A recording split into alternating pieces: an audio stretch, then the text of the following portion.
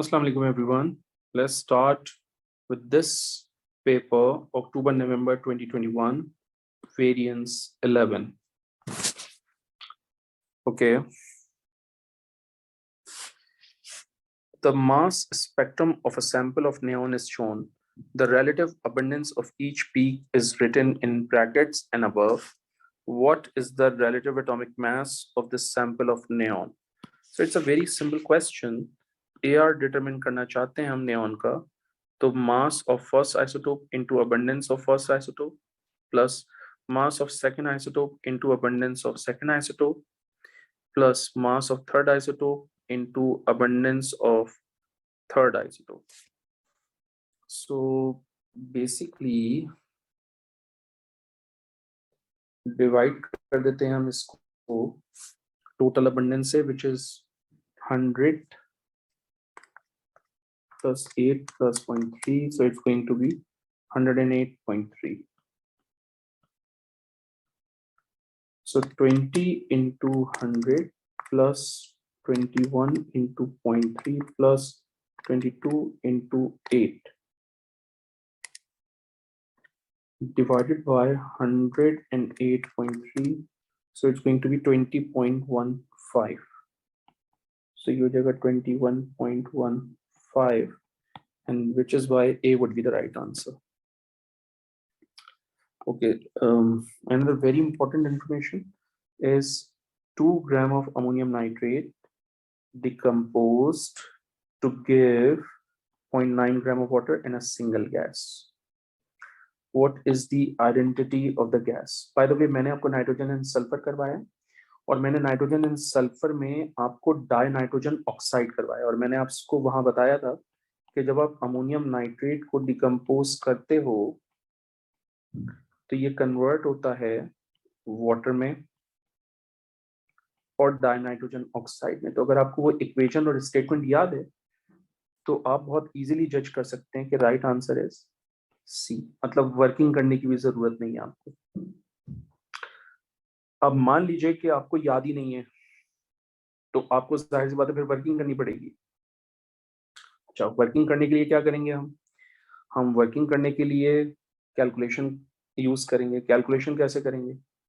देखो, मोल्स सबसे पहले फाइंड आउट कर लेते हैं।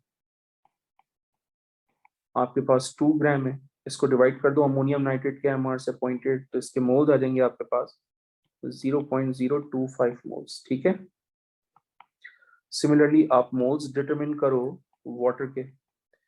0.9 ग्राम है, इसको डिवाइड कर दो 18 से, तो मोल्स आ जाएंगे आपके पास 0.05 मोल्स। अब जाहिर सी बात है दोनों का मोलर रेशियो ले लीजिए आप। एक है 0.025 और एक है 0.05। Obviously 0.025 is the least value. Divide कर दीजिए इसको ऑन बोथ द साइड, तो ये 1 और ये क्या हो जाएगा आपके पास 2। इसका मतलब वाटर मॉलिक्यूल कितने होने चाहिए आपके पास? 2। तो वाटर मॉलिक्यूल मैंने यहाँ पर 2 लगाए, तो यहाँ पर नोट करें आप 4 हाइड्रोजन हो गए, यहाँ पर भी 4 हाइड्रोजन है। सही है, यहाँ ऑक्सीजन कितने हो गए? 2 हो गए। यहाँ ऑक्सीजन 3 थे, तो एक ऑक्सीजन 2 नाइट्रोजन रह गए। एक ऑक्सीजन 2 नाइट्रोजन मिलकर बेटा N2O बनाएंगे। आप ऐसे भी सॉल्व कर सकते हैं। फिर वो आपसे कह रहे हैं which of these element has the highest fifth ionization energy? Okay, carbon का एटॉमिक नंबर होता है 6, इसका 7, इसका 8 और इसका 9, सॉरी 7, 15 एंड 14। ठीक है जी, कुछ ये है।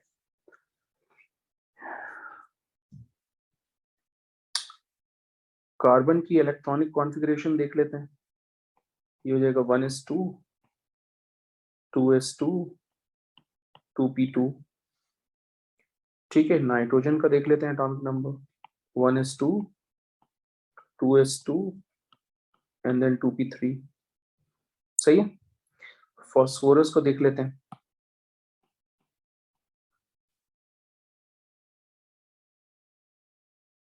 नियोन 10 इलेक्ट्रॉन्स की जगह नियोन लिख दिया, फिर हो जाएगा 3s2, एंड देन 3p3।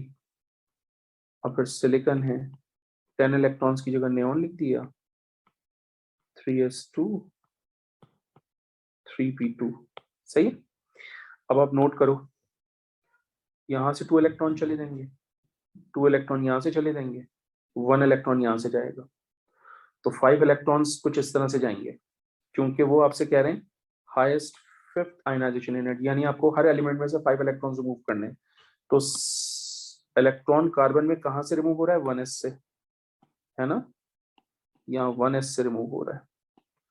अब 5 इलेक्ट्रॉन्स यहाँ से देखो, यहाँ से 3 गए, यहाँ से 2 गए, इसका मतलब यहाँ जो इलेक्ट्रॉन है वो 2s से जा रहा है, राइट। अब यहाँ से 5 इलेक्ट्रॉन्स रिमूव करने, 3 यहाँ से गए, 2 यहाँ से गए, तो 3s से जा रहा है इलेक्ट्रॉन का रिमूवल। और सिलिकॉन में कहां से जा रहा होगा, 2 यहाँ से, 2 यहाँ से, और यहाँ में 2p होगा, 2p में से एक जा रहा होगा, ठीक है, तो ये हो गया 2p। अब आप जानते हैं right answer is going to be carbon, because 1s में से इलेक्ट्रॉन का रिमूवल सबसे मुश्किल होगा, हाईएस्ट आयनाइजेशन एनर्जी कार्बन की होगी, 5th highest ionization energy carbon की होगी, क्योंकि 1s में से इलेक्ट्रॉन का रिमूवल सबसे डिफिकल्ट होगा, बिकॉज ये सबसे क्लोज है न्यूक्लियस से। तो आप यहाँ पर लिख सकते हैं 1s orbital has a strong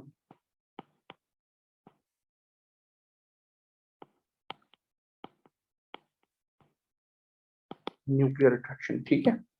फिर वो कह रहे हैं ion X2 plus has the same electronic configuration as an atom of krypton। Guys krypton जो है ना, उसका एटॉमिक नंबर आप पीरियोडिक टेबल से जज करेंगे, और क्रिप्टन का एटॉमिक नंबर है बेटा 36, सही है। तो इसका मतलब जो X2 प्लस है उसमें भी इस वक्त 36 इलेक्ट्रॉन्स हैं, तो अगर मैं वो 2 इलेक्ट्रॉन्स भी ऐड कर दूं तो टोटल 38 इलेक्ट्रॉन्स हो जाते हैं।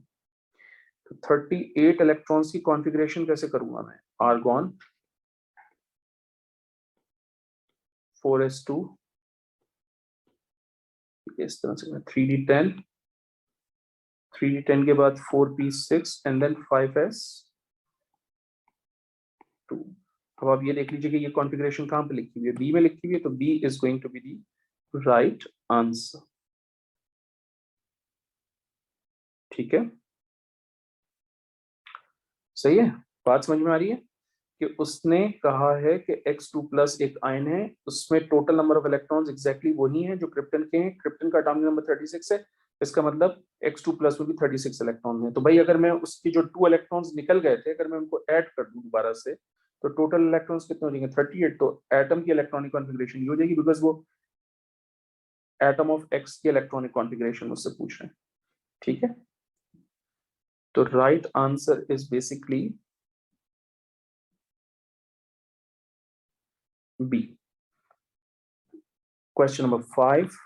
Which type of interaction exists between water molecule and metal cation in aqueous solution? हमने ये आपको पढ़ाया है क्लास के अंदर, इसको कहते हैं इलेक्ट्रोस्टैटिक अट्रैक्शन।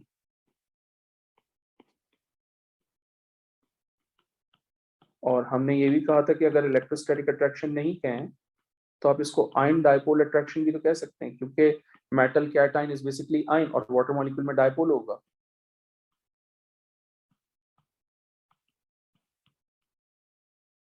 तो राइट आंसर क्या बनेगा आपके पास, सी। फिर वो कह रहे हैं आपसे कि which substance shows the greatest deviation from the properties of an ideal gas under room condition। guys, greatest deviation from an ideal gas उस वक्त होता है जब आपके पास strongest forces हों। अगर strongest forces exist करेंगी तो फिर greatest deviation होगा। यहाँ पर induced dipole forces हैं, यहाँ पर भी induced dipole forces हैं, यहाँ पर भी induced dipole forces हैं, और यहाँ पर हाइड्रोजन बॉन्डिंग है, और आप जानते हैं कि hydrogen bonding is stronger than induced dipole forces, which is why D will deviate most from its ideal behavior। Okay, in order to determine the enthalpy change of neutralization of a strong acid and strong alkali, याद रखिएगा strong acid और strong alkali की titration है 25 cm cube of 2 mole per dm cube sodium hydroxide is added to 25 cm cube of 2 mole per dm cube hydrochloric acid. The increase in temperature is 12 degree Celsius. ठीक है, यानी concentration of HCl and concentration of NaOH is same, और उस concentration की वजह से change in temperature 12 degree Celsius आ रहा है. फिर वो कह रहे हैं in the second experiment same method is used. 50 cm cube of 2 mole per dm cube sodium hydroxide, 50 cm cube of 2 mole per dm cube hydrochloric acid. What is the increase in temperature of the second experiment? क्योंकि concentration same है, इसलिए temperature change भी same ही होगा, which is B. ठीक है, तो आप बताइए.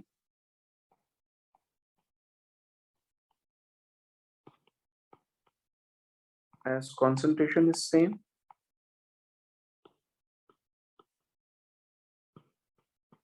temperature change is also same. फिर उसके बाद वो कह रहे हैं आपसे right equation represents the enthalpy change of atomization of iodine. तो atomization of iodine is always and only for 1 mole of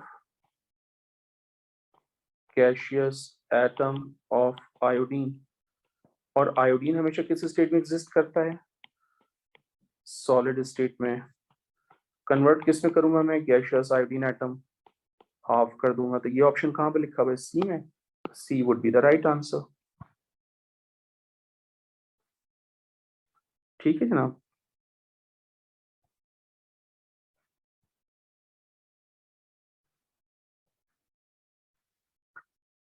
फिर आपके पास question number 9. Zinc atom can be oxidized to zinc ions by dichromate 6 ions in acid solution. Chromium is reduced to chromium 3+ in this. So guys, आपको यहाँ 2-3 चीजों का ख्याल रखना है. सबसे पहले, charge needs to be balanced. Charge and atoms on both the side should be balanced.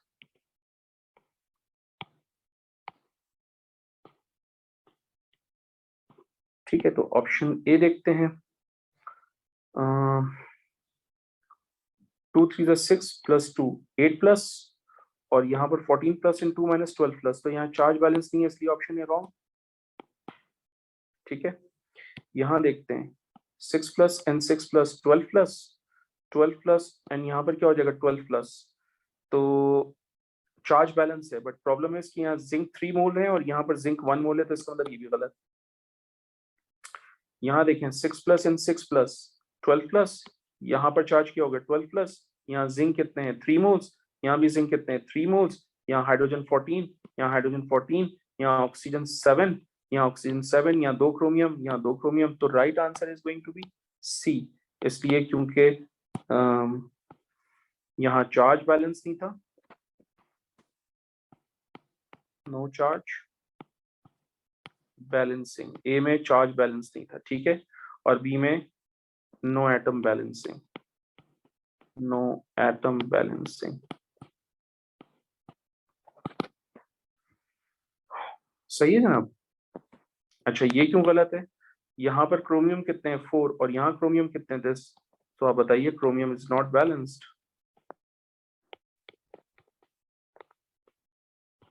ठीक है, तो right answer is C. Question number 10. The equation shows that hydrogen and iodine react to form an equilibrium mixture. ठीक है, delta H की value आपके पास given है -9 kilojoules per mole. A mixture containing equal amount of hydrogen and iodine is made at temperature T1 and the composition of the mixture is monitored. A graph of the results shown. ठीक है. Okay, so ये कह रहा है कि mole fraction of iodine जो है, और जैसे जैसे टाइम गुजर रहा है कम है, और एक वक्त आया कि वो कांस्टेंट हो गया. वो कह रहे हैं the experiment is repeated at lower temperature T2. Okay, that's the important statement. तो जरा देखिए, अगर एक लो रिएक्शन एक्सोथर्मिक है और आप टेम्परेचर कम कर रहे हैं, तो equilibrium favours towards right hand side, isn't it? तो हम यहाँ लिख देते हैं at low temperature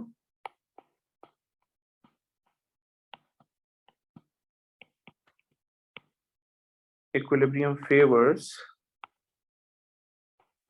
towards right hand side. So जब equilibrium favor करेगा towards right hand side, तो जाहिर सी बात है जो आयोडीन है उसका मोल फ्रैक्शन और कम हो जाएगा. Thus mole fraction of iodine decreases with time.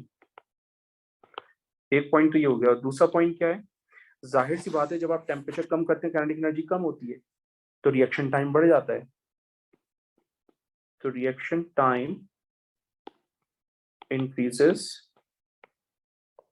because kinetic energy decreases as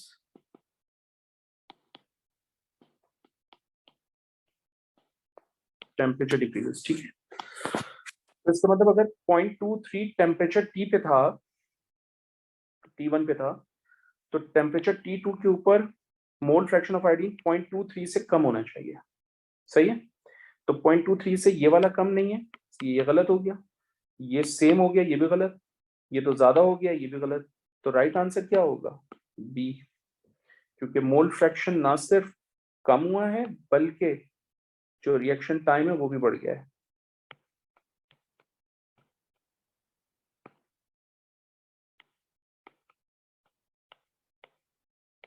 ठीक है जनाब. Next question. The diagram shows the Boltzmann distribution of energies for a reactant gas for a particular reaction. The activation energy is X. ठीक है. Which change to the diagram occurs is an effective catalyst is added to the same temperature.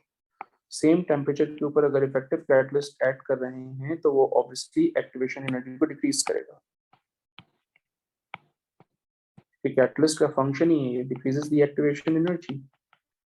तो ये कहाँ लिखा हुआ है आपके पास? D में लिखा हुआ है. तो D would be the right answer. सही है.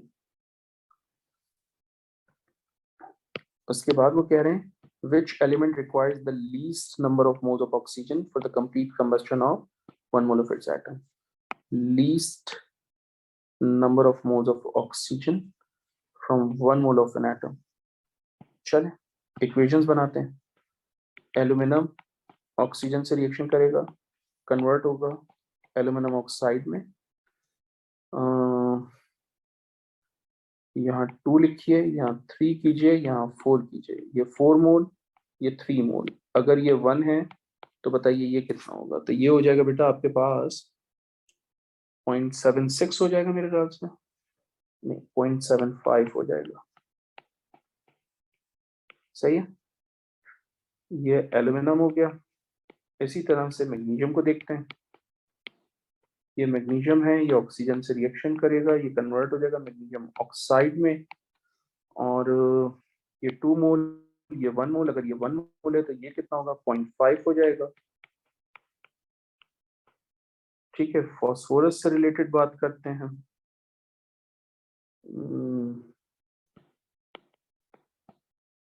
तो ये हो जाएगा phosphorus P4 plus 5O2 arrow P4O10. ठीक है जी. ये 1 मोल, ये 5 मोल. तो ऑब्वियसली यहाँ पर 5 मोल्स आ जाएगा आपके पास.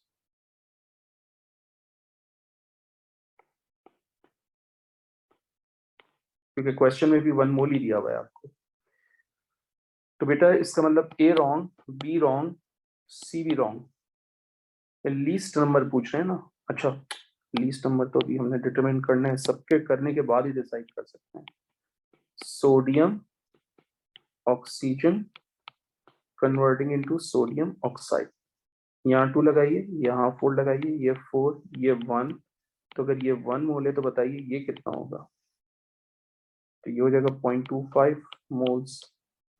तो ये सबसे लीस्ट है and therefore B would be the right answer. ठीक है. उसके बाद question number 13. An element Y reacts according to the following sequence.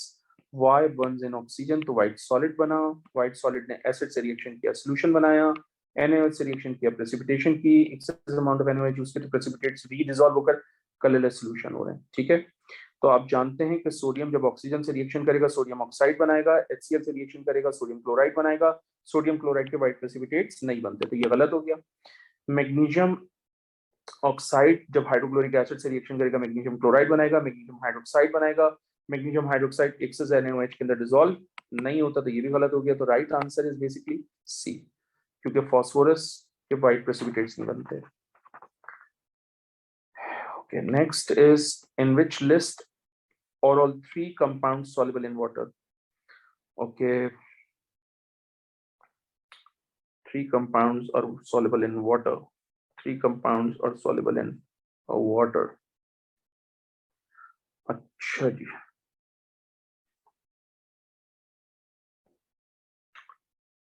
देखें, calcium carbonate is insoluble in water,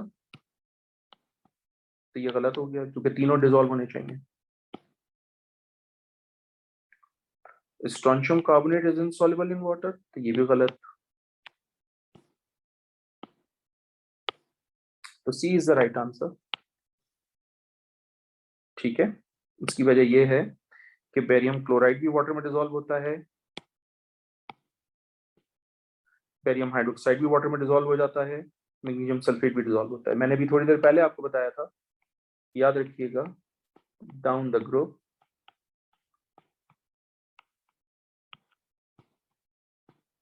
solubility of group 2 sulfates and carbonates decreases। एक ये point लिखवाया हुआ मैंने, आपको याद होना चाहिए। दूसरा पॉइंट ये याद होना चाहिए, डाउन द ग्रुप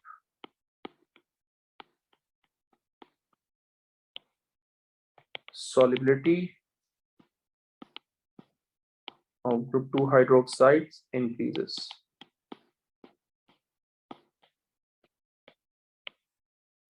ठीक है, ये तीनों डिसॉल्व हो जाएंगे, मैग्नीशियम सल्फेट सॉल्युबल होगा, बेरियम सल्फेट नहीं होगा।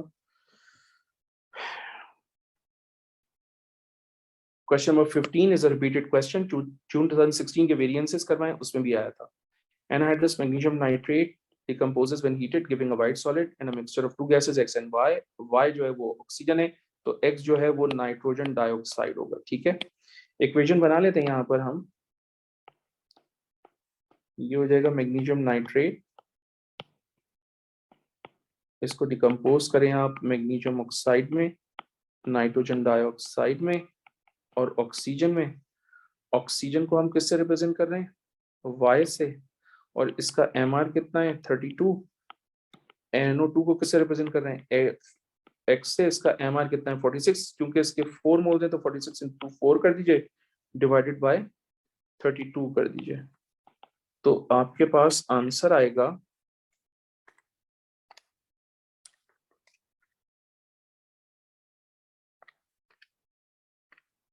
5.75।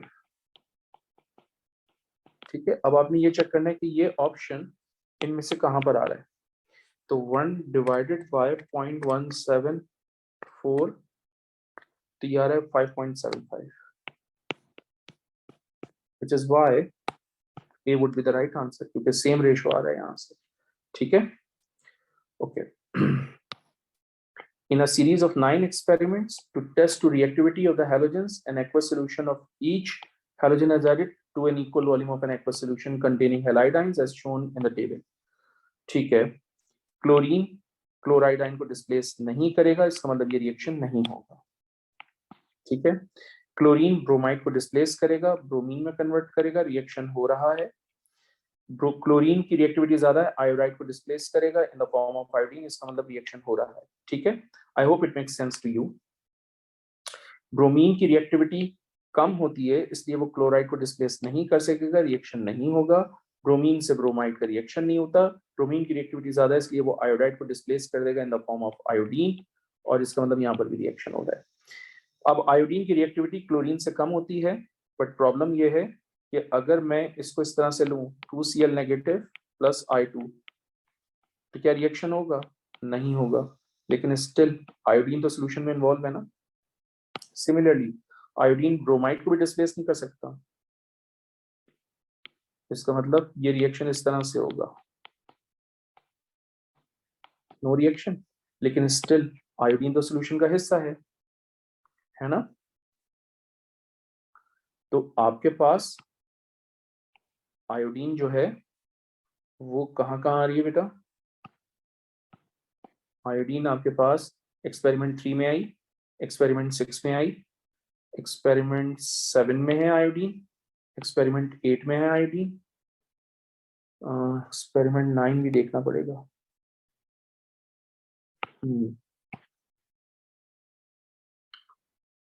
सो आयोडीन है और हम उसको आयोडाइड के साथ रिएक्शन करवा रहे हैं, तो no reaction, but again iodine तो है इन्वॉल्व, तो ये भी दे देगा आपको फिर। तो टोटल 5 ऐसी टेस्ट ट्यूब्स होंगी जिसमें पर्पल अपर हेक्सेन लेयर आ रही होगी, ठीक है।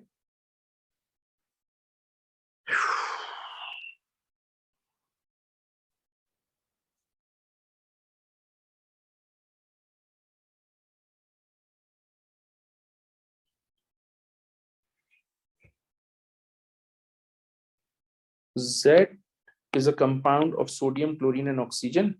It contains 45.1% by mass of oxygen. Z is prepared by reacting sodium hydroxide with chlorine, which shows the condition used for the reaction and the oxidation state of chlorine and Z. अच्छा, दो situations हैं sodium hydroxide और chlorine के reaction करने के, cold condition, hot concentrated. सो मैं दोनों को यूज कर लेता हूं, मैं दोनों को यूज कर लेता हूं। एक मिनट, ये है मेरे पास 2NaOH plus Cl2 arrow NaClO plus NaCl plus H2O, और दूसरी इक्वेशन है मेरे पास 6NaOH plus 3Cl2 arrow NaClO3 plus 5NaCl plus 3H2। अब इन दोनों में से, अब वो कह रहे हैं कि आपके पास एक एलिमेंट है जिसमें सोडियम, क्लोरीन, ऑक्सीजन है, इसका मतलब या तो वो NaClO होगा या फिर वो NaClO3 हो सकता है, दोनों में से कौन सा होगा ये हमें पता करना है। याद रखिएगा कि ये रिएक्शन हुआ है अंडर कोल्ड कंडीशन और ये रिएक्शन हुआ है अंडर हॉट कॉन्सेंट्रेटेड कंडीशन, ठीक है। अब मसला ये है कि कौन सा रिएक्शन है ये कैसे पता चलेगा, उसके लिए हम क्या करेंगे,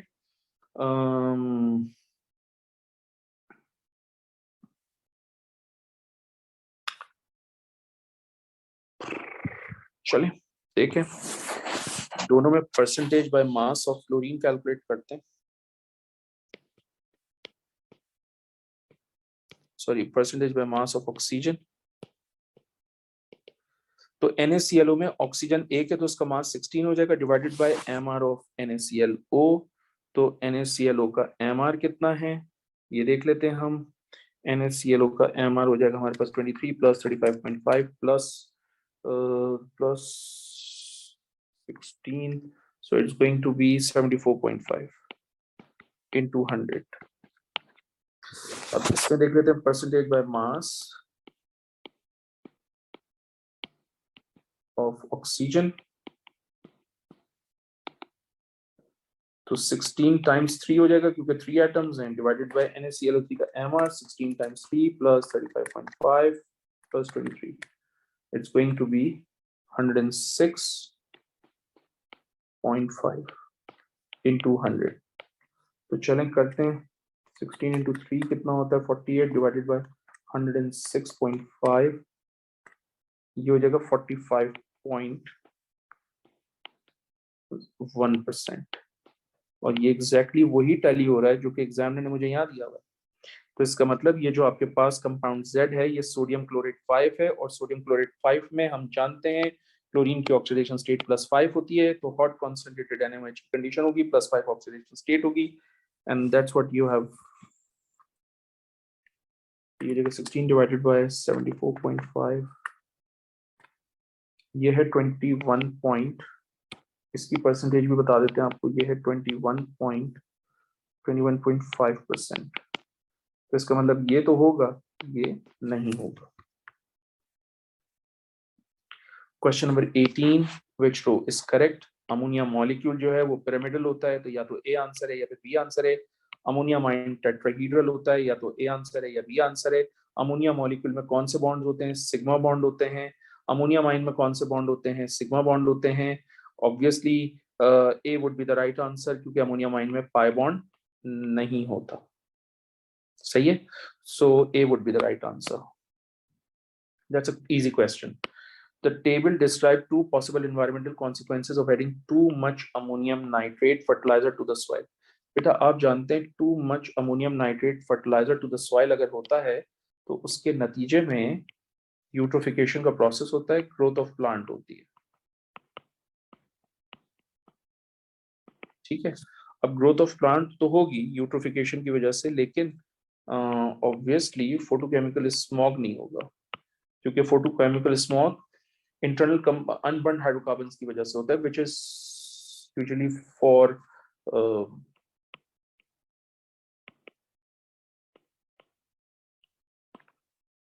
so no photochemical smog is formed during eutrophication, which is why right answer is B.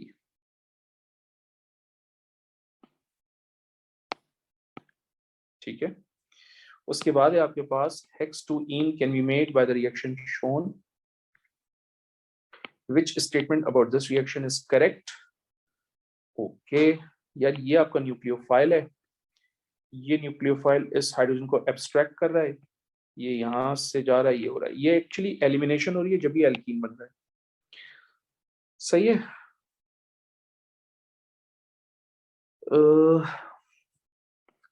It is behaving as a Bronsted Lowry base. तो ब्रॉन्स्टेड लोरी बेस बेस क्या होता है? प्रोटॉन एक्सेप्टर, तो प्रोटॉन एक्सेप्ट तो कर रहा है।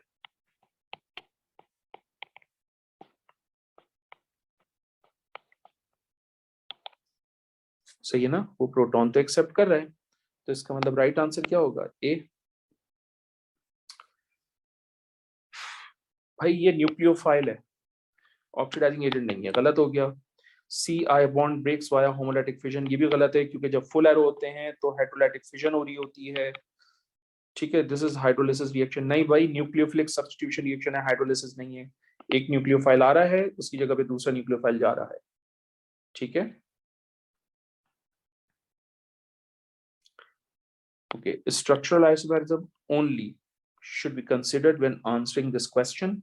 Molecule X contain 3 CC double bond, 1 mole of X is reacted with 3 moles of HBr. The carbon-carbon skeleton is unchanged. ठीक है, how many different products are formed? Okay, how many different products are formed? Okay, okay, okay, okay, okay, okay, okay. अच्छा देखिए, ये ring, एक minute, this ring and this ring is same. इस ring के बाद CH2CH है, इस ring के बाद भी CH2CH है, इसका मतलब ये पूरा स्ट्रक्चर और ये पूरा स्ट्रक्चर सेम है। सही है, यानी यहां से लेकर यहां तक सेम है ये बिल्कुल।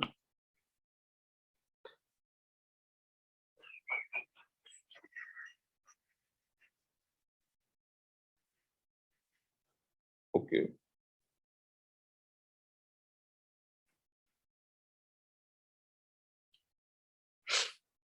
एक मिनट बेटा, देख लेते बना के।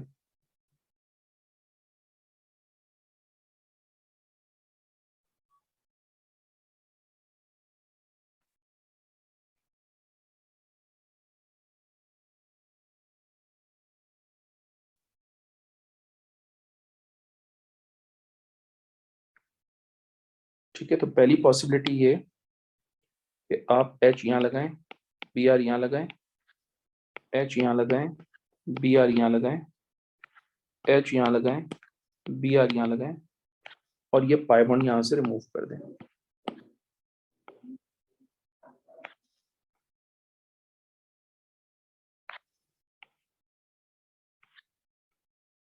तो ये पहली पॉसिबिलिटी हो गई। उसके बाद बेटा आपके पास सेकंड पॉसिबिलिटी,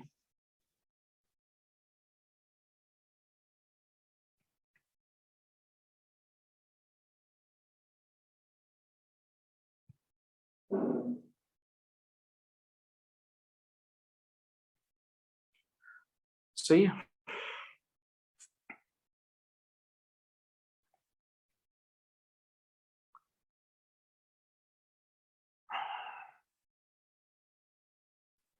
दूसरी पॉसिबिलिटी ये है बेटा कि आप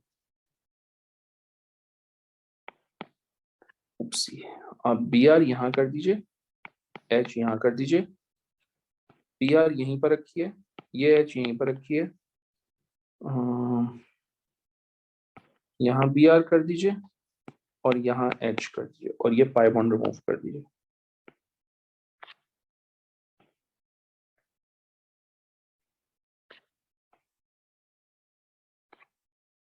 सही है।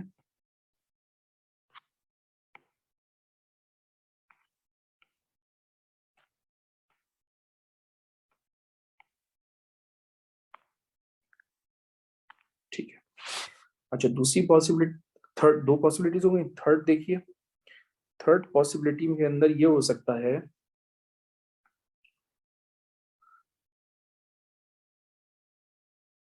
कि मैं एच यहां कर दूं, बी आर यहां कर दूं, ठीक है, जबकि एच यहां हो, बी आर यहां हो, एच यहां हो, बी आर यहां हो, ठीक है। फोर्थ पॉसिबिलिटी क्या हो सकती है?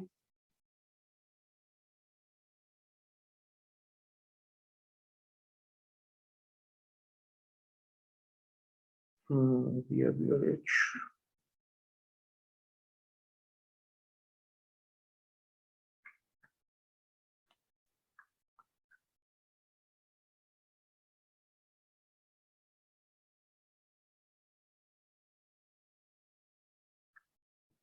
एच यहां कर दीजिए, बी आर यहां कर दीजिए, ये बी आर हो जाएगा आपके पास, ये एच हो जाएगा, ये बी आर हो जाएगा आपके पास, ये एच हो जाएगा। और तो कोई पॉसिबिलिटीज मुझे नजर नहीं आ रही, ठीक है। These are the total four possibilities. So right answer is going to be 4. फिर वो कह रहे हैं आपसे structural isomerism and stereoisomerism should be considered when answering this question. A colorless liquid, एक alkyl halide होगा obviously, exist as a mixture of two optical isomers. Okay. When heated with sodium hydroxide in ethanol, इसका मतलब elimination हो रही है alkyl halide में, a mixture of only two alkene is formed.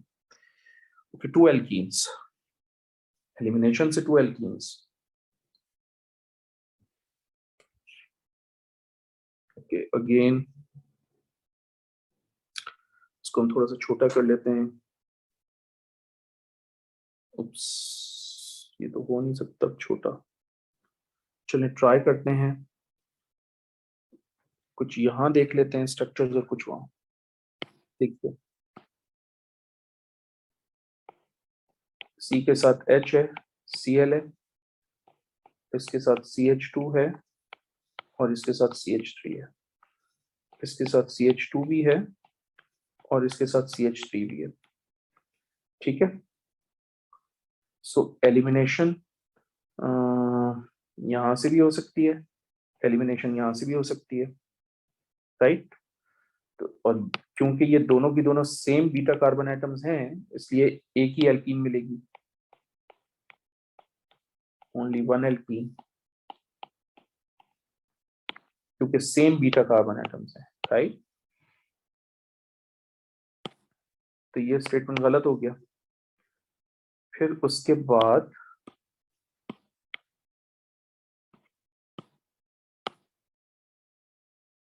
ये हो जाएगा Cl, ये हो जाएगा CH3, ओके, ये H और फिर ये CH2, फिर ये CH2, फिर ये CH3, ओके। तो इससे भी एलिमिनेशन हो जाएगी और इससे भी एलिमिनेशन हो जाएगी। सही है।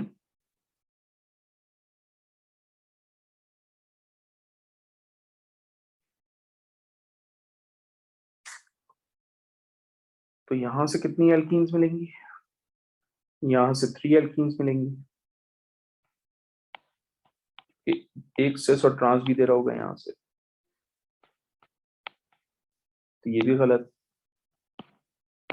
ठीक है, याद रखिएगा कि जब यहाँ पर डबल बॉन्ड बनेगा तो सिस ट्रांस भी मिल जाएगा आपको, और फिर यहाँ से एक और एल्कीन मिलेगी, तो सिस भी मिलेगा, ट्रांस भी मिलेगा। तो इसका मतलब 1 2 3 4 पेंट, सिंस पेंट 2 इन भी मिलेगा, ट्रांस पेंट 2 इन भी मिलेगा और पेंट 1 इन भी मिलेगा, इसलिए यहाँ पर 3 एल्कीन मिल रही है। That's what you need to think a lot, क्योंकि अगर मैं एक एक एलिमेंट की वर्किंग करूंगा it will take a long time, मतलब 5 से 7 मिनट लग जाएंगे। चले, ये दोनों तो सॉल्व करके दिखा दिया आपको कि किस तरह से। अब स्पेस नहीं है तो मैं इसको हटा लेता हूँ। नेक्स्ट करते हैं। ये है आपके पास कार्बन, इस कार्बन के साथ एक क्लोरीन है, इस कार्बन के साथ 2 CH3 हैं, और इस कार्बन के साथ एक CH2 और एक CH3 है। सही है। हेलोजन जिस कार्बन से अटैच होगा वो अल्फा, अल्फा से जो कार्बन अटैच होती है वो बीटा, तो ये भी बीटा कार्बन एटम है, ये भी बीटा कार्बन एटम है, तो दोनों सेम बीटा कार्बन एटम है। एक ही एल्कीन बनेगी इन दोनों कार्बन एटम से, लेकिन ये डिफरेंट है। तो यहाँ से कितनी एल्कीन बनेगी? 2,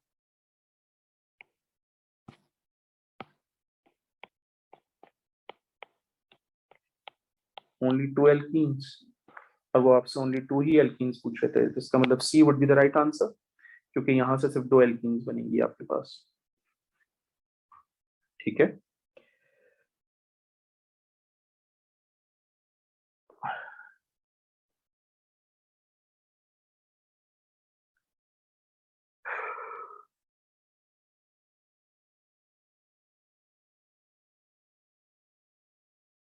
नहीं,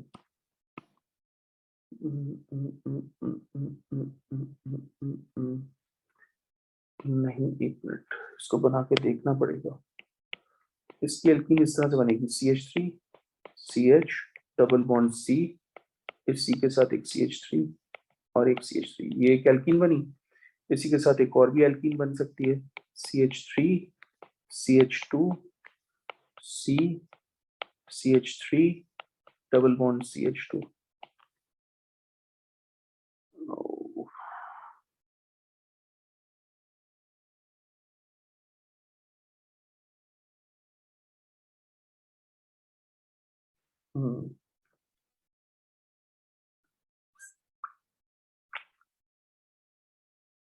ओके, ओके, सो ये भी गलत होगा बेटा। उसकी वजह ये है कि इन दोनों में नो स्टेरियो आइसोमेरिज्म, ना ज्योमेट्रिकल ना optical. That's a very tricky part guys. ठीक है, तो राइट आंसर क्या होगा फिर?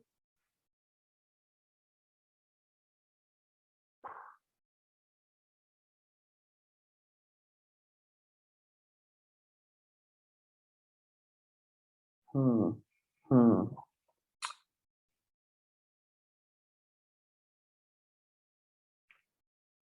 सही है, मेरा आंसर सही था पहले।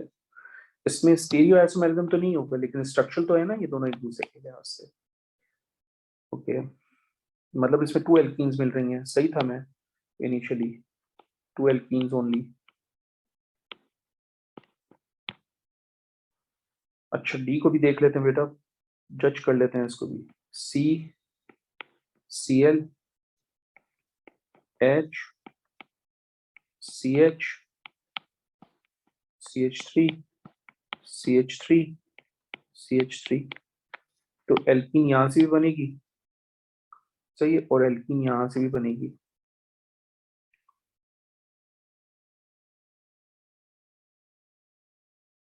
ठीक है।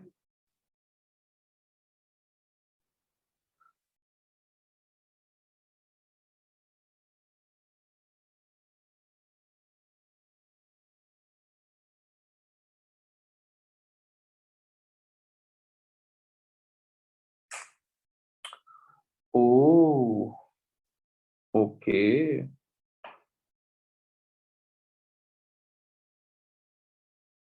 गाइस, ये कायरल कार्बन भी तो है ना? वो कह रहे हैं ना, exist as a mixture of two optical isomers.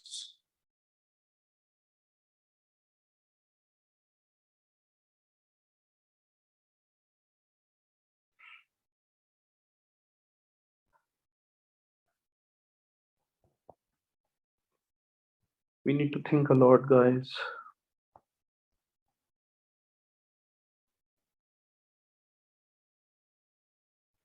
Yes, ये wrong था.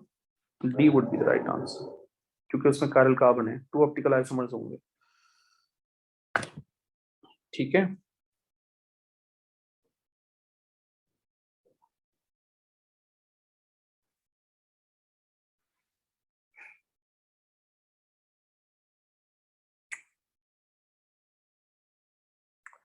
सो यहाँ लिख देते हैं, it has chiral carbon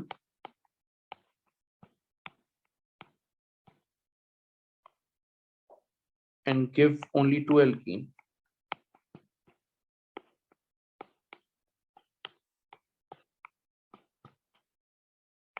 और बेटा इसमें C क्यों गलत किया हमने? Because no chiral carbon in alkyl light.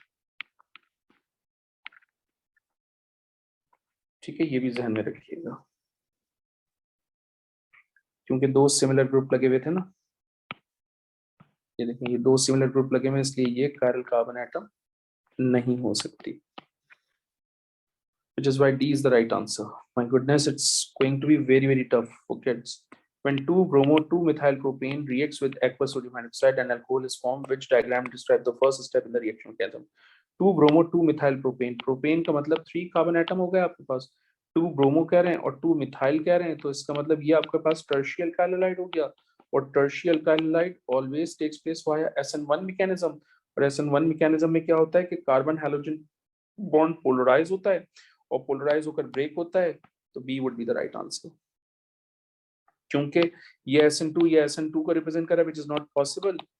ये रिवर्स एरो को रिप्रेजेंट कर रहा है, इसलिए गलत हो गया. ये बिल्कुल सही एरो को रिप्रेजेंट कर रहा है टर्शी कार्बोकैटायन बनाने के लिए. ठीक है, तो B is the right answer. Question number 24. हम क्वेश्चन नंबर 24 की बात करेंगे अब.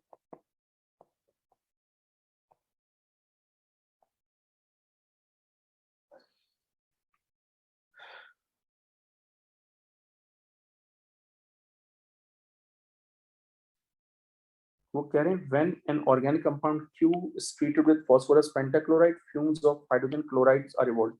यार PCl5 दो अल्कोहल से और कार्बोक्सिलिक एसिड से रिएक्शन करता है. इसका मतलब कंपाउंड Q या तो अल्कोहल है या कार्बोक्सिलिक एसिड, या हो सकता है दोनों. फिर वो कह रहे हैं when Q is warm with acidified potassium dichromate 6 the solution turns green. इसका मतलब it has to be alcohol, either primary or secondary, because tertiary तो ऑक्सीडाइज होते नहीं है, कार्बोक्सिलिक एसिड ऑक्सीडाइज होता नहीं है. तो आंसर इज सी, क्योंकि सेकेंडरी अल्कोहल है, K2Cr2O7 से रिएक्शन करेगा तो कीटोन में कन्वर्ट हो जाएगा, और PCl5 से रिएक्शन करके मिस्टी फ्यूम्स ऑफ HCl भी देगा. तो आप यहाँ लिख सकते हैं PCl5, आप लिख सकते हैं अल्कोहल,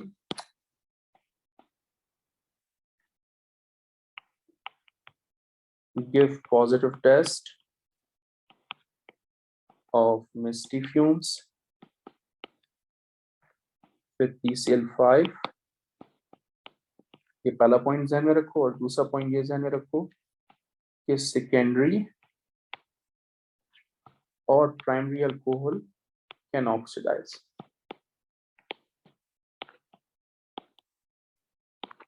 ठीक है, फिर उसके बाद वो कह रहे हैं alcohol white gives a yellow precipitate with alkaline एक्वासाइडीन. इसका मतलब ये हुआ कि यार ये आपके पास CH3CHOH की फॉर्म में एग्जिस्ट करेगा, यानी ये ग्रुप अवेलेबल होगा.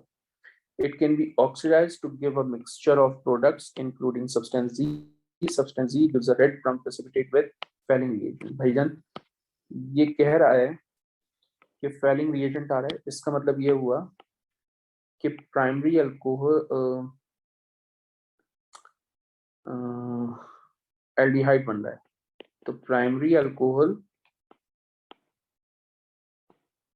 is oxidized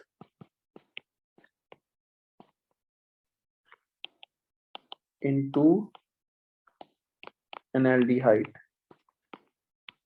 सही। तो CH3CHOH ग्रुप देखो कहां पर साथ है, ये साथ है CH3CHOH ग्रुप, हाइड्रोफोम का टेस्ट पॉजिटिव दे देगा।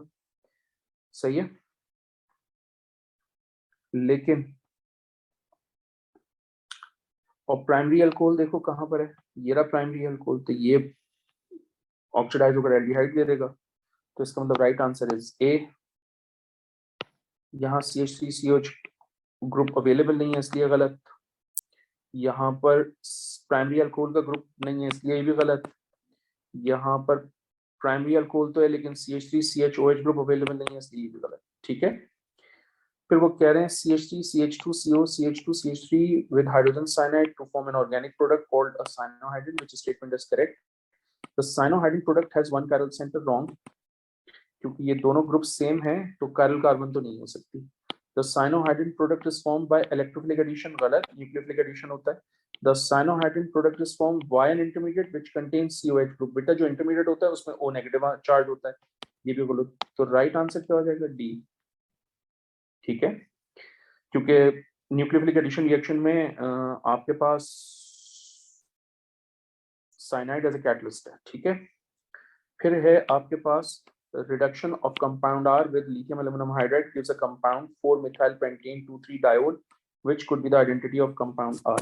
Okay, ये कीटोन है तो सेकेंडरी अल्कोहल में कन्वर्ट हो जाएंगे। ये बना दिया हमने सेकेंडरी अल्कोहल। सही है। कार्बन एटम को नंबर असाइन कर लो, 1 2 3 4 एंड दिस वन इज 5। अब देखो सेकंड कार्बन एटम के ऊपर OH है, थर्ड कार्बन एटम के ऊपर OH है, तो इसका मतलब ये 2,3 डायोल हो गया। 5 कार्बन एटम की चेन है तो पेंटेन हो गया, और फोर्थ कार्बन एटम के ऊपर मिथाइल है, तो ये टैली हो गया इससे, which means A would be the right answer. ठीक है।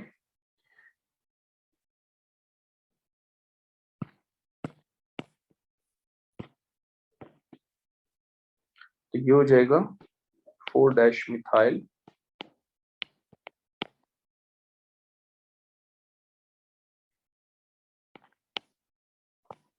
Pentane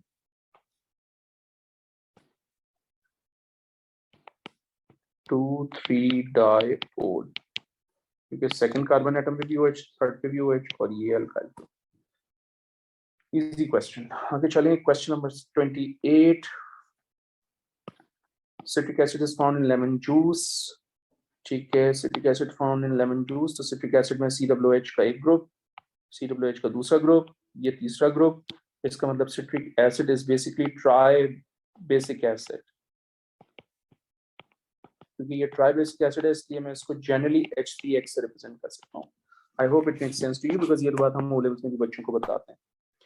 What volume of 0.4 mole per dm cube sodium hydroxide solution is required to neutralize a solution containing 0.0050 moles of citric acid? Okay, guys, मैं NaOH और H3X दोनों की equation बनाऊंगा, तो ये बनेगा Na3X plus 3H2O, sodium hydroxide को 3 कर दो, तो ये रेशियो क्या हो गया 3, और ये रेशियो क्या हो गया 1। आपने अभी कितने मोल्स सिट्रिक एसिड के मौजूद है 0.005, तो मोल्स ऑफ NaOH कितने हो जाएंगे आपके पास 0.005 into 3 is going to be 0.015 moles. ठीक है। आप जानते हैं कि 1000 cm³ में आपके पास मोल्स ऑफ NaOH कितने हैं 0.4। ठीक है, तो अगर आपके पास 0.015 मोल्स हैं तो बताइए वॉल्यूम कितना होगा। तो 0.015 को मल्टीप्लाई करो 1000 से, और डिवाइड कर दो उसको 0.4 से, तो आपके पास आंसर कितना आएगा 37.5 cm3। तो 35.7 cm3 mean C would be the right answer. फिर वो कह रहे हैं आपसे structural formula of an ester is this, the ester is boiled with aqueous hydrochloric acid, इसका मतलब एसिड हाइड्रोलिसिस हो रही है एस्टर की। Which two products are form. Okay guys, हम एक काम करते हैं, हम स्ट्रक्चर लिखते हैं। ये है CH3, ये है CH3, फिर आपके पास ऑक्सीजन, फिर CO, फिर आपके पास CH2, फिर दोबारा CH2, और फिर दोबारा CH3 आपके पास, राइट। हमने आपको बताया हुआ कि आप बॉन्ड को यहाँ से ब्रेक कर दो, तो जाहिर सी बात है ये हाइड्रोजन हासिल करेगा, और जब हाइड्रोजन हासिल करेगा तो ये हो जाएगा CH3 CHOH CH3, अरेंज करके लिख दिया मैंने। और जब आप इसको अरेंज करके लिखोगे तो ये हो जाएगा प्रोपेन 2 ओल, ठीक है। और ऑब्वियसली ये हासिल कर लेगा OH ऑफ वाटर और कन्वर्ट हो जाएगा ब्यूटानोइक एसिड में। तो प्रोपेन 2 ओल और ब्यूटानोइक एसिड कहां पर लिखे हुए हैं आपके पास, बी में लिखे हुए हैं, which means B is the right answer. Question number 30, okay. The infrared spectrum of 3 organic compounds are shown. ये स्पेक्ट्रम 1 है, ये स्पेक्ट्रम 2 है, और ये स्पेक्ट्रम 3 है। देखो ये 15, ये 16, ये 1700 सेंटीमीटर इनवर्स, तो कार्बोनाइल की पीक हो गई। फिर ये COOH की पीक आ गई, ब्रॉड पीक 3000 सेंटीमीटर इनवर्स पे। और फिर ये OH की पीक आ गई 3350 सेंटीमीटर इनवर्स पे। तो ये अल्कोहल है आपके पास, ये कार्बोक्सिलिक एसिड है आपके पास, ठीक है। तो स्पेक्ट्रम 2 क्या है आपके पास, कार्बोक्सिलिक एसिड, तो स्पेक्ट्रम 2 कार्बोक्सिलिक एसिड ये होगा। स्पेक्ट्रम 3 अल्कोहल है, तो स्पेक्ट्रम 3 अल्कोहल है आपके पास, ठीक है। और स्पेक्ट्रम 1 आपके पास क्या है, it can either be ester और कीटोन और एल्डिहाइड। तो हमें इन तीनों में से कोई एक ऑप्शन देखनी है। कीटोन है, तो राइट आंसर इज बी, ठीक है।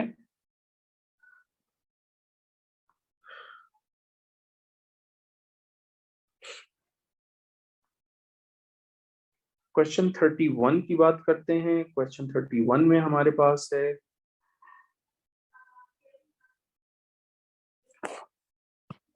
which changes can we use to measure the rate of chemical reaction। बेटा in order to measure the rate of chemical reaction, change in concentration of reactant per unit time, तो ये तो statement बिल्कुल ठीक है क्योंकि ये तो फॉर्मूला है, ठीक है। इसके अलावा rate of appearance of product भी होता है, यानी जो प्रोडक्ट फॉर्म हो रही होती है उसकी अपीयरेंस क्या है, तो ये भी मैटर करती है। कितने अमाउंट ऑफ टाइम के अंदर वो प्रोडक्ट जो है वो अपीयर होगी, ये भी मैटर करता है, ठीक है। फिर उसके बाद वो कह रहा है the increase in the total volume of gas per unit time at constant pressure. बिल्कुल सही बात है, volume of gas collected in the स्ट्रेंच can also be used in order to measure the rate of chemical reaction, which means ये third भी ठीक है, and therefore A would be the right answer. फिर है iron reacts with steam to produce hydrogen and an oxide of iron. A system containing all four substances is at equilibrium. Which changes will decrease the mass of iron present at equilibrium? यार अगर मुझे iron का मास equilibrium पे decrease करना है, तो इसका मतलब ये हुआ कि रिएक्शन को फॉरवर्ड जाना होगा, और रिएक्शन को फॉरवर्ड जाने के लिए जाहिर सी बात है मैं स्टीम को इंक्रीज कर दूंगा। तो पहला स्टेटमेंट ठीक है, स्टीम इंक्रीज होगा यानी रिएक्टेंट इंक्रीज होगा, इक्विलिब्रियम फॉरवर्ड जाएगा, ये कम हो जाएगा।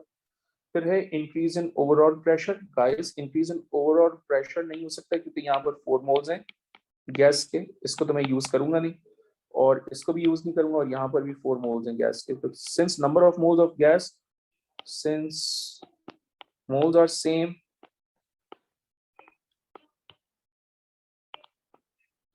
so no change in equilibrium, so no change in equilibrium. तो ये गलत हो गया। तो जब पहला ऑप्शन सही हो जाता है और दूसरा गलत हो जाता है तो राइट आंसर इज डी। फिर वो कह रहे हैं आपसे ethylene glycol is used as a de-icer. De-icer, de-icer का मतलब ये हुआ कि ये आइस को लिक्विड में कन्वर्ट करना है, यानी ये फ्रीजिंग टेम्परेचर जो है ना उसको कम कर रहा होगा। Decreasing the freezing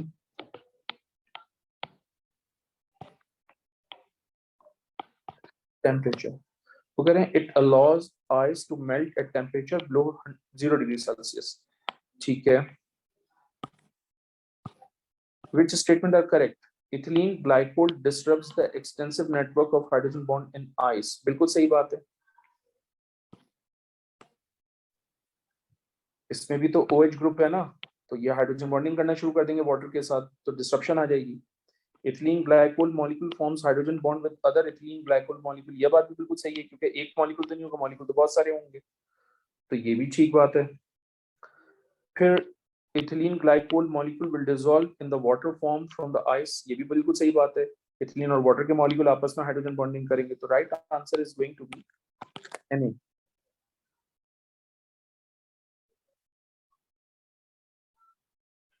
right answer is going to be Na। ठीक है, फिर वो कह रहे हैं which molecule contain at least one unpaired electron. तो अगर वन अनपेयर्ड इलेक्ट्रॉन है मॉलिक्यूल में तो भाई उसके लिए जरूरी है कि आप नंबर ऑफ इलेक्ट्रॉन्स को जज करें। NO, नाइट्रोजन के वैलेंस शेल में कितने इलेक्ट्रॉन्स होते हैं? 5, 1, 1, 2, 3, 4, 5। ऑक्सीजन के वैलेंस शेल में कितने इलेक्ट्रॉन्स होते हैं? 6, 2, 4, 6। तो ये एक ऑड इलेक्ट्रॉन आ गया, सही है, ये एक ऑड इलेक्ट्रॉन आ गया आपके पास, अनपेयर्ड इलेक्ट्रॉन आ गया ये। NO2 की बात कर लेते हैं। NO2 में क्या होगा? नाइट्रोजन के वैलेंस शेल में कितने इलेक्ट्रॉन्स होते हैं? 4, 1, 2, 3, 4। ऑक्सीजन के वैलेंस शेल में कितने इलेक्ट्रॉन्स होते हैं? 6, 1, 2, 3, 4, 5, 6।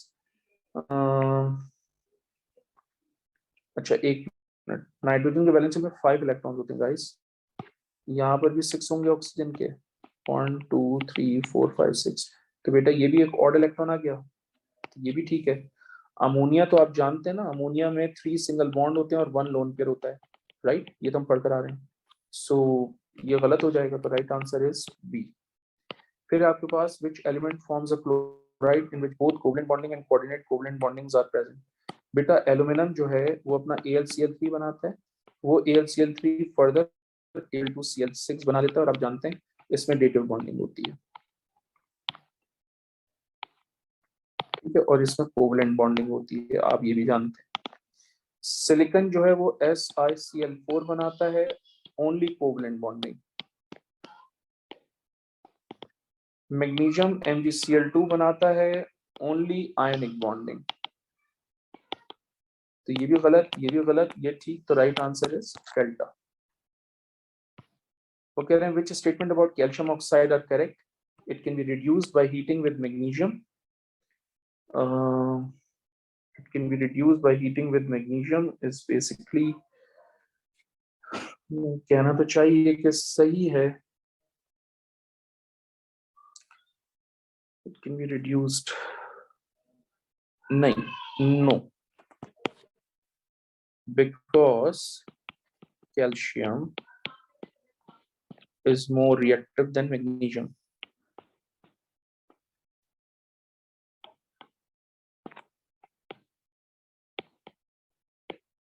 ठीक है, तो ये स्टेटमेंट गलत हो गया। It is produced when calcium nitrate is heated, that's right.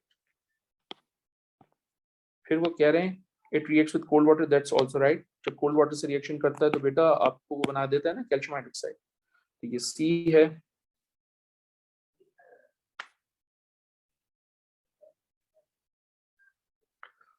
Okay, alert रहना। Diketo acid is a compound with 2 ketone groups and 1 carboxylic. तो यार 2 ketone है और 1 carboxylic group है. Which statement about the reaction of limonene and terpinolene are correct? Terpinolene are correct. Okay, पढ़ते हैं. When reacted with an excess of hydrogen and a nickel catalyst, limonene and terpinolene produces same compound. Okay.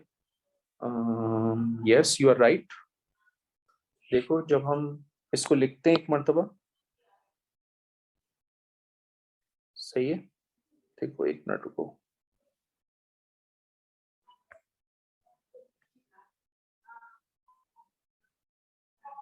सही है, यहाँ रखो.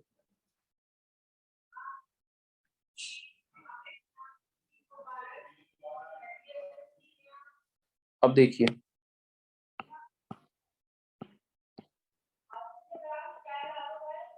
ये bond यहाँ, ये bond यहाँ, ये खत्म कर दीजिए यहाँ से, ये खत्म कर दीजिए यहाँ से. अब हाइड्रोजन अटैच करने हैं.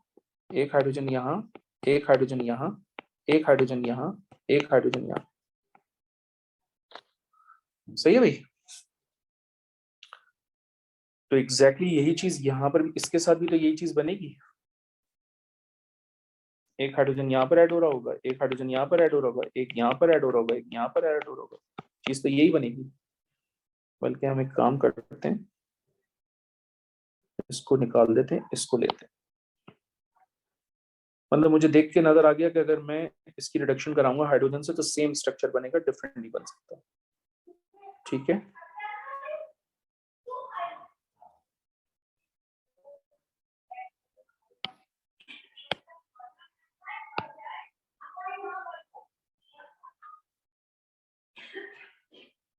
ठीक है, अब देखो हाइड्रोजन ऐड करके दिखा रहा हूँ.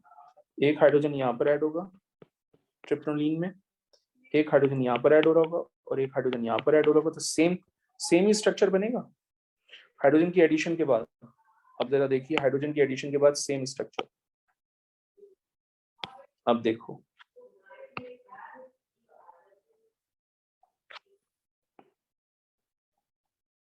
सेम हो गया स्ट्रक्चर. बॉन्ड रिमूव करने के बाद सेम स्ट्रक्चर हो गया. तो इसका मतलब पहला स्टेटमेंट बिल्कुल ठीक है. फिर वो कह रहे हैं in excess of hot concentrated esterified KMnO4 reacts with limonene and with tryptophan to form different diketo acids. अब यार ये टेक्निकल एरिया है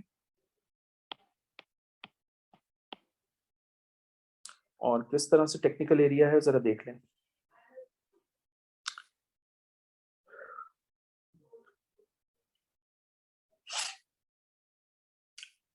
टाइम लगेगा इस पे, लेकिन ये क्या हो जाएगा.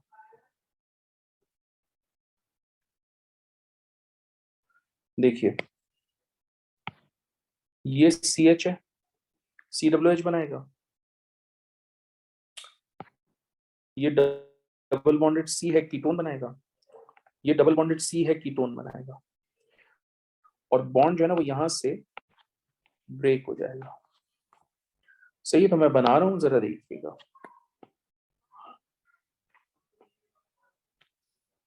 ये कीटोन बना दिया मैंने.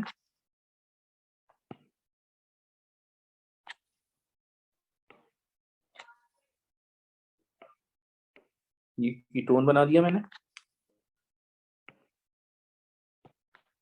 और ये CWH, ये लिमोनिन से बनाया मैंने, राइट.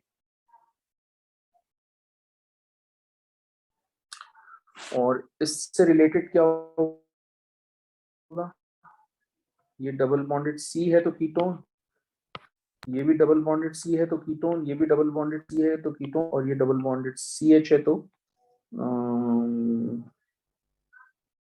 CWH. चले बना के देखते हैं.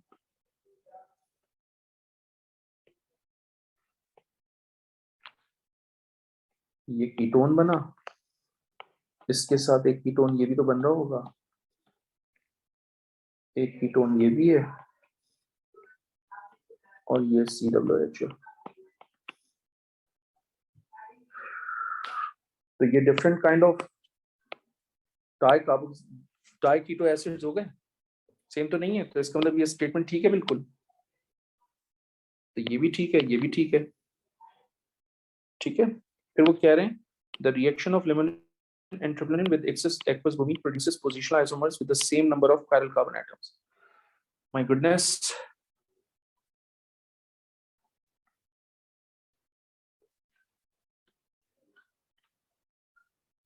बेटा ये ट्रिप्लोनिन है, ठीक है, और मैं इसमें ब्रोमीन ऐड करने लगा हूं आप लोगों की परमिशन से। जरा देखिए,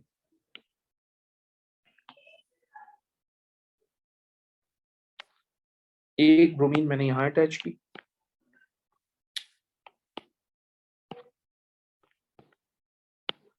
एक ब्रोमीन मैंने यहां अटैच की, एक ब्रोमीन मैंने यहां अटैच की, और एक ब्रोमीन मैंने यहां अटैच की। तो इसका मतलब एक काइरल कार्बन एटम ये आ गया, सेकंड काइरल कार्बन एटम ये आ गया, थर्ड काइरल कार्बन एटम मेरे पास ये आ गया। तो इसका मतलब यहाँ पर 3 काइरल कार्बन एटम्स हैं।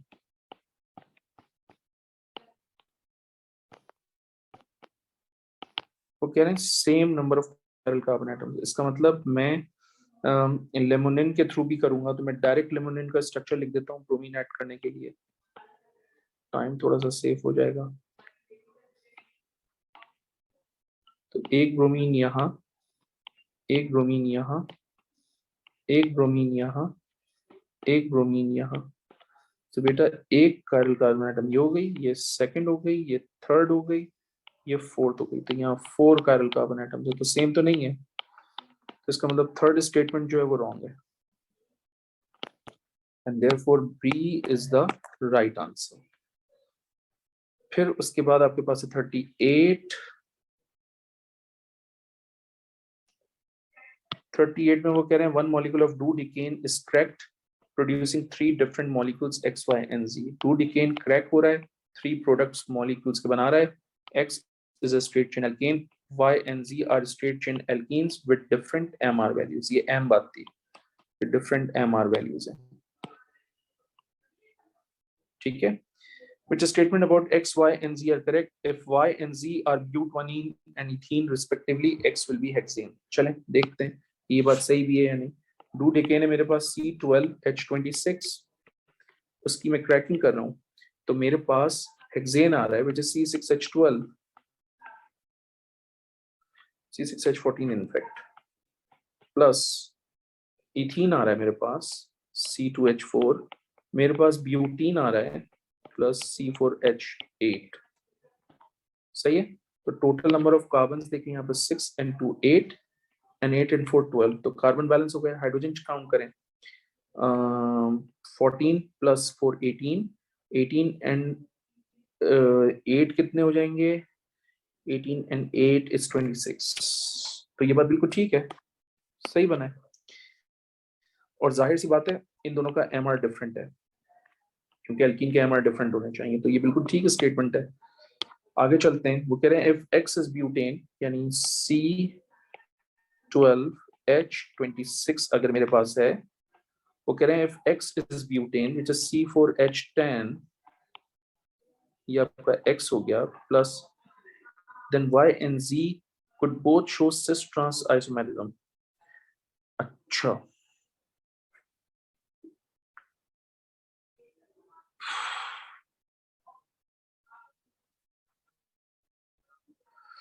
अच्छा जी, 12 में से 4 चले गए, हाउ मेनी लेफ्ट, 8 रह गए।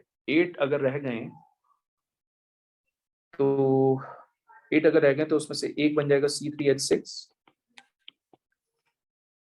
और एक बन जाएगा C5H10,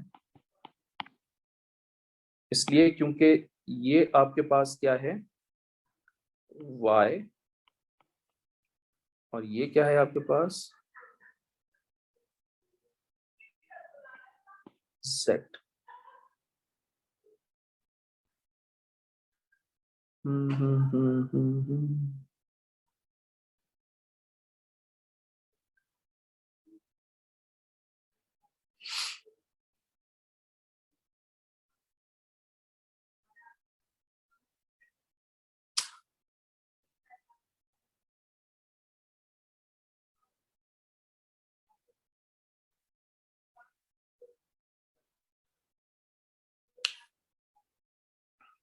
मसला ये है कि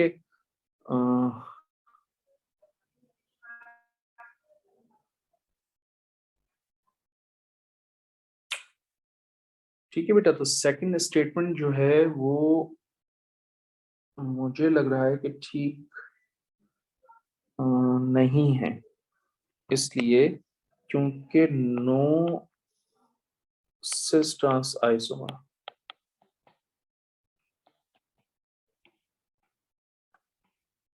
इन वाई में कोई सिस ट्रांस आइसोमर नहीं होगा, इसलिए स्टेटमेंट गलत होगी। जब पहला स्टेटमेंट गलत हो जाता है, राइट आंसर इज डी। फिर है आपके पास 39, which statement about chlorofluoroalkanes are correct? Both CCl and CF bonds are readily dissociated by ultraviolet light. Guys, ultraviolet light से CCl bond break होता है, CF नहीं होता है, इसका मतलब फर्स्ट स्टेटमेंट आपका इनकरेक्ट हो गया। फिर वो कह रहे हैं they have caused ozone depletion, बिल्कुल सही बात है, क्लोरीन रेडिकल की वजह से ओजोन डिप्लीशन होता है, chlorine radical deplete ozone layer,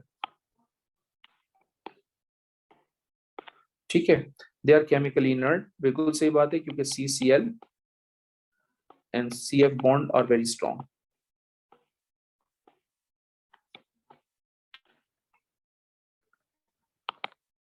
The right answer is C. Which reaction of propane 1-ol, which is your alcohol, have water as one of the product? तो passing propane 1-ol over, बिल्कुल सही बात है, यहाँ dehydration होगी तो dehydration gives water, तो ये बात बिल्कुल ठीक है, ठीक है। उसके बाद mixing propan 1-ol and warm ethanoic acid and few drops, तो एस्टर की फॉर्मेशन ये भी बिल्कुल ठीक है, gives water during the formation of water, during the formation of ester, जब भी एस्टर की फॉर्मेशन होती है वाटर फॉर्म होता है। वार्मिंग प्रोपेन 1-ol, यार ये प्रोपेन 1-ol है, ये रिएक्शन या इसका कॉन्सेप्ट मैंने आपके साथ शेयर किया हुआ है, ये प्रोपेन 1-ol है और ये HBr है। इन दोनों को अगर मैं रिएक्शन करवाऊंगा तो ऑब्वियसली यहाँ से H, यहाँ से OH, यहाँ से H, दोनों मिलकर क्या बनाएंगे, वाटर बनाएंगे, नहीं बनाएंगे? तो थर्ड स्टेटमेंट भी ठीक है, which means A is the right answer. I hope it makes sense to you. Thank you very much.